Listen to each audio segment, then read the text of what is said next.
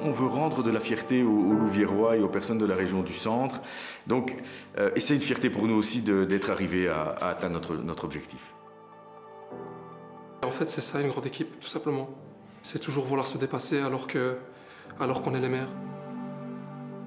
Les résultats, c'est la conséquence du travail. Mais un travail qui a été commencé il y a 7 ans déjà. M'attendre à ce que l'on valide la montée aussi rapidement avec de belles performances et de telles séries comme on a pu le faire, peut-être pas à ce point-là. J'avoue que cette saison, c'est vraiment, on sent vraiment l'ambiance qui est toujours au top. Chaque semaine, vraiment, on est tous soudés, on est tous des frères. Sur 5 saisons, on a 3 promotions, 2 titres, peut-être un 3e ici en fin de saison. Et donc le chemin parcouru est juste incroyable. On se dit que c'est un premier accomplissement et qu'il y en a encore beaucoup d'autres à atteindre. Il y a encore beaucoup de choses à faire, mais c'était une première échéance, un premier milestone qu'il fallait atteindre. Et on est très content ici au club de pouvoir l'avoir atteint.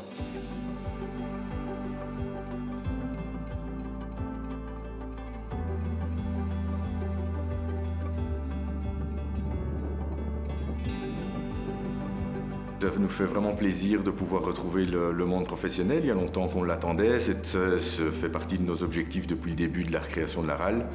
Et je pense qu'on retrouve tout doucement cette ferveur au niveau de la région du centre et de la Louvière en particulier. Donc c'est génial.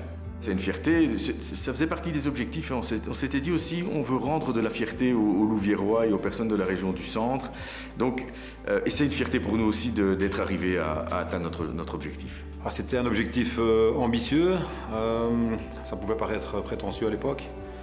On doit encore aussi enlever les 2 années de Covid. Et sur 5 saisons, on a 3 promotions, 2 titres, peut-être un 3e ici en fin de saison. Et donc le chemin parcouru est juste incroyable.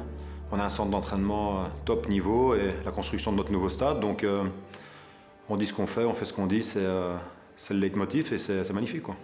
On y va les gars! Les moments clés, ça a été, je pense, la construction de cet effectif.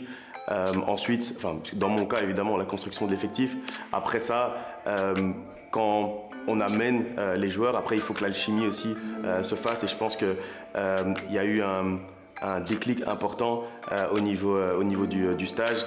Quand j'entendais le staff qui parlait en fait de la manière dont ça se passait, de la manière dont le stage de préparation était en train de se passer, il me disait qu'il sentait qu'il se passait quelque chose en fait humainement parlant, parce que c'est vrai qu'on essaye d'amener des joueurs qui qualitativement sont très bien. On essaie d'avoir des discussions avec eux aussi au niveau humain pour s'assurer que les valeurs du club sont alignées en fait avec les valeurs des joueurs qu'on peut amener.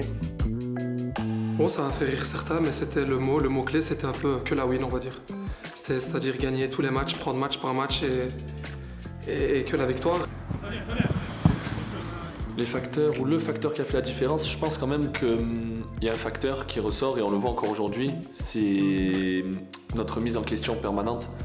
Chaque semaine, on a fait une série, je crois, de 25 ou 26 matchs en défaite en championnat, avec des victoires, avec des beaux scores, 3, 4, 5-0. Et on arrivait le lundi à la vidéo, on se faisait un peu, entre guillemets, allumer par le staff. Mais c'est ce qui nous a permis de nous remettre en question à chaque fois et que, malgré de belles victoires, tout n'était pas parfait, qu'il fallait continuer à travailler. Donc je pense quand même que le mot d'ordre, c'était quand même la remise en question permanente. Je pense qu'on est tous conscients, on est conscients qu'on doit travailler, que jusqu'à la dernière journée, tous en restant sur les pieds sur terre, pardon, et concentrés.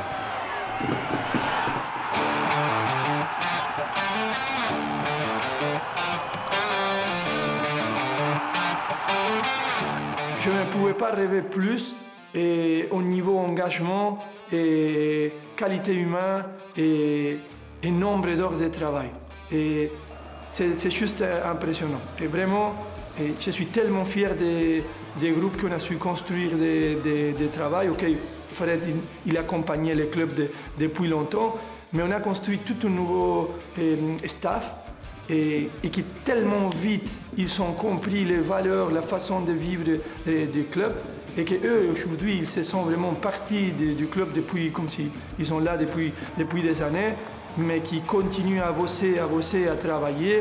Mon plus grand défi personnel pour l'année prochaine, c'est d'essayer d'avoir cette ambiance de vie dans la difficulté. Parce que ça va être très dur. Il faudra s'habituer à avoir quelques défaites. C'est très difficile parce que depuis 7 ans, on n'a quasiment pas perdu de match. Et chaque fois qu'on perd un match, c'est la dépression totale au bureau. Donc on va essayer de limiter la casse, mais soyons réalistes. On va vivre une saison un peu plus compliquée. Je m'attends à une saison, je pense quand même avec un niveau plus relevé, ça va de soi, la division est un niveau au-dessus. Après, on va la préparer de la même façon que cette saison. Il faudra au minimum ça pour pouvoir être performant. Et puis, on a le temps de voir venir. Après, il y aura des matchs beaucoup plus compliqués que d'autres. Je pense que si je devais citer quelques noms, je dirais les clubs qui vont descendre de DA, parce que quand je vois les équipes qui sont en DAB, je vois ce que Liège, Maasmechelen fait, on pourrait exactement faire la même chose.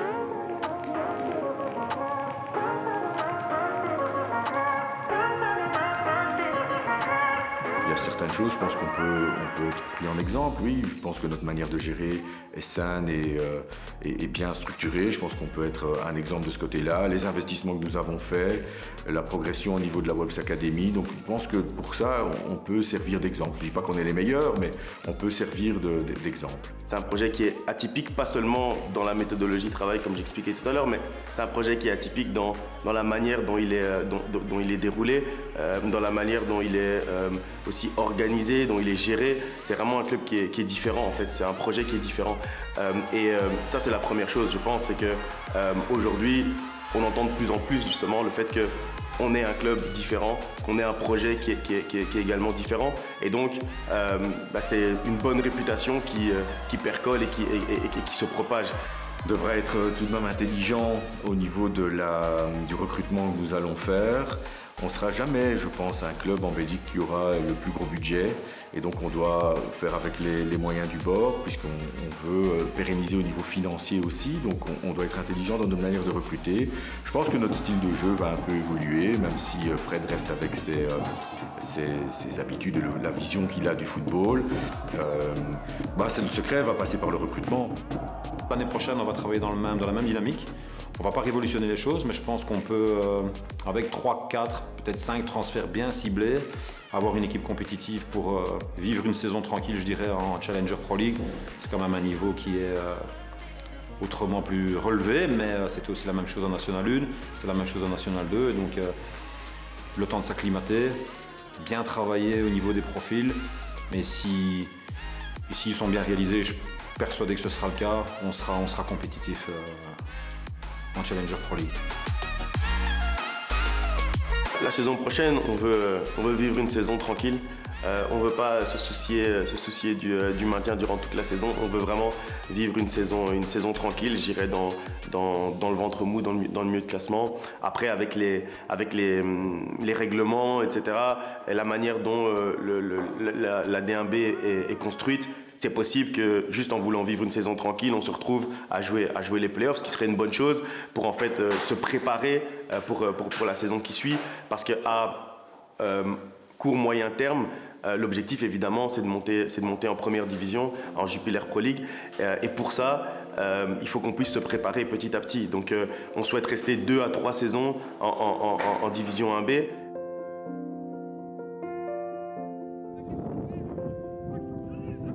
Le club est ambitieux et la barre est chaque fois mise très très haut, et donc à partir de là, tu as envie de bosser, tu as envie d'atteindre des objectifs ambitieux, tu as envie de te dépasser.